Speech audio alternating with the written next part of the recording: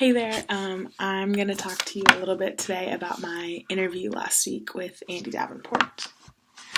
So, Andy Davenport is the area director for Gainesville Young Life, which means that he is in charge of pretty much all Young Life events that occur in Alachua County. Young Life is a nonprofit, non-denominational Christian mentoring ministry that I've been involved with in different capacities for a couple years. And I'm currently a Young Life leader, which means I mentor high school girls in life and in their faith. And there's several other leaders like me, and Andy is in charge of all of us. So I chose Andy because on a personal level, he's someone that I know and really respect. And I've also benefited from the fruits of his leadership style. I know his leadership style personally, and I've seen how capable he is as a leader. And so I thought he would be a great person to interview because I was very curious to see kind of what makes him tick as a leader and how does he handle all that he has on his plate. For example, he, in addition to leading the, I would say 70 or so current Young Life leaders, he's led upwards of 1,000 and been in charge of upwards of 1,000 Young Life leaders in the past couple years.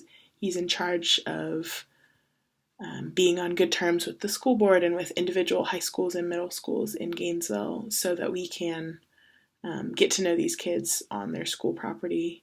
He's in charge of fundraising the entire budget for Gainesville Young Life, including his own salary and all that added stress. He's also a father of 4 and a recent transplant to Gainesville, so has a lot on his plate and handles it all very well as a leader.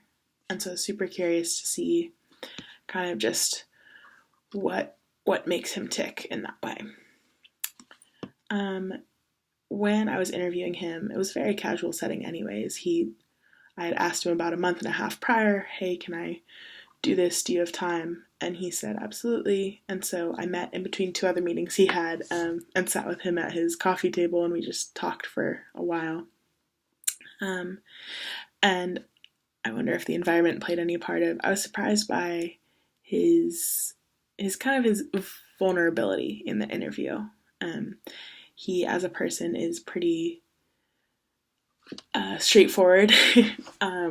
He'll tell you exactly what he thinks, even if it's controversial or maybe not what you want to hear. And so he's not someone I think of as gentle in any way, but he was honest in his interview about easy things and hard things that come with being a leader of so many people and come with wearing so many different hats. It was very cool to hear during the interview the thought process that happens behind all of the decisions he makes, especially because they impact me on a day-to-day basis. Talking to him about his extensive effort to be more encouraging, because he's not inherently someone who thinks to encourage other people. And so he was very vulnerable in saying that he has to make an effort to celebrate people and to encourage them when things are hard. And I completely understand that because I've been on the other end of that. For example, we had to raise some of the money for the Young Life budget. We had a big banquet in February, and it was like a country hoedown theme. And he asked me to be a part of the band that was playing during it. And so I played mandolin for like 300 people, which, as someone who hates performing in front of crowds, that was a very big deal to me. But he was very encouraging in that because he knew that it was pushing me outside of my comfort zone, and he knew how to push me just enough to grow as a person, but not so far that I freak out.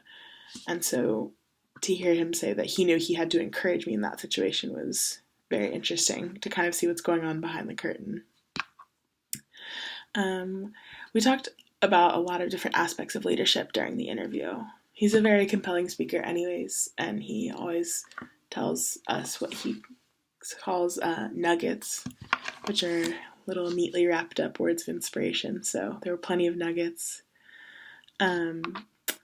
he said that to him, a good leader is someone worth following, someone who is strong in their moral character, in Young Life's case, strong in their religion, but also someone who wholeheartedly believes in what they're doing and the effort they're encouraging in others. He says that you have to, to be someone worth following. People don't follow people that don't know where they're going and don't know how to share it with others.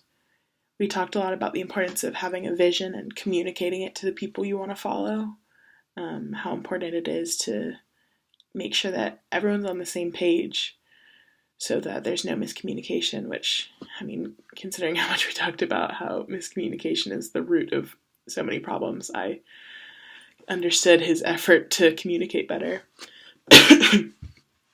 We also talked about how, as a leader, he thinks it's important to be willing to fail, to take risks, and sometimes do things that are pushing boundaries, but be willing to fail on the front end as a leader, he says, so that on the back end, your followers don't fail. Take the bullets for them on the front so that no one feels it on the back end, which was cool to hear from someone who's probably in some capacity been taking bullets for me or people like me.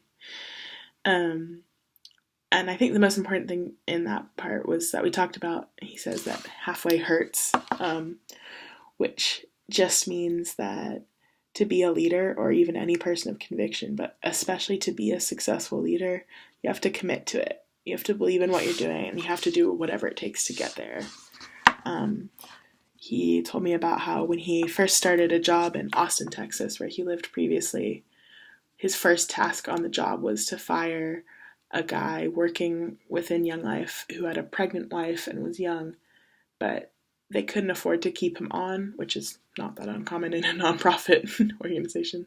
They couldn't afford to keep it on, and someone had to be the bad guy and fire him, and Andy, as a leader, had to do it. That was his responsibility.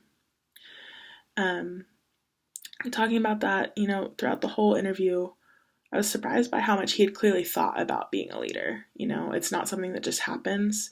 And he even said it himself, leadership isn't an inherent quality, it's something you cultivate. It's something he tries to cultivate in his kids and in the people that follow him. So after the interview, I just left feeling kind of surprised by how much effort he clearly puts into decisions that seem kind of effortless or kind of off the cuff. Andy has definitely thought a lot about what sort of leader he wants to be and what he needs to do to get there. So it was cool to hear him talk about that.